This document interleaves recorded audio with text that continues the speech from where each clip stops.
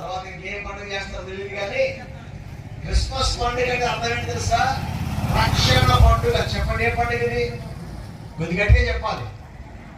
రక్షణ పండుగ. క్రిస్మస్ పండుగ అంటే ఏ పండుగ? సంతోష పండుగ. చెప్పండి అందరు గట్టిగా. అబ్బే, మీరందరూ తీవ్రవాదిలో చూస్తున్నారు, ఎప్పటికీ అయిపోతారు. కొద్ది నోరు తెలిసి గట్టిగా చెప్పండి, ఏ పండుగ ఇది? సంతోష పండుగ. ఇంకో పండుగ పేరు చెప్పండి, ఏ పండుగ ఇది? రక్షణ పండుగ.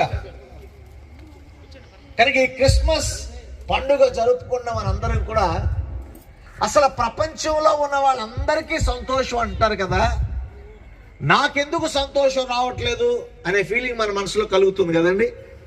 ఇక్కడ ఉన్న వారిలో ఒక ప్రశ్న డైరెక్ట్గా అడుగుతున్నా మిమ్మల్ని, ఎంతమంది ఇక్కడ ఉన్న వారిలో బాధలు లేని వాళ్ళు ఉన్నారు? బాధలు చిన్నపిల్లడు చేయిపోయి కదా, వాడికి ఏ బాధ లేదు. వాళ్ళ అమ్మ అన్నం పెడుతుంది, వాళ్ళ నాన్న ఫీజు కడతాడు, వాడికి ఏ బాధ లేదు. కానీ ఆడుకునే బాధలు ఆడికి ఉంటాయి. స్కూల్కి వెళ్ళాలి, అన్నీ కట్టినా, ఆడి ముప్పొద్దులా మేపినా, ఫీజు కట్టినా,